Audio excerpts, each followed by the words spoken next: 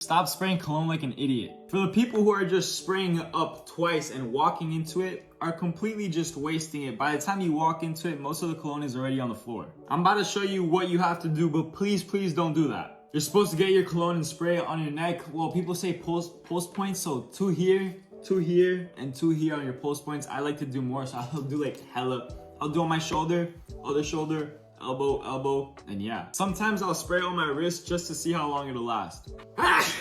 But please, for me and your sake and your cologne's sake, don't spray it in there and walk into it. Also, if you don't want to fuck up your cologne, don't put it in a place that's super hot or in the sun. Like for example, I keep all my shit right here and the windows right here so the sun is like not hitting it. If you want to see me fucking around with cologne, hit the follow button and yeah. Let me know your most complimented cologne, and if I like it, I'll tag you in the next one. I don't know about you, whenever I spray cologne though, like my nose gets crazy. I start to sneeze.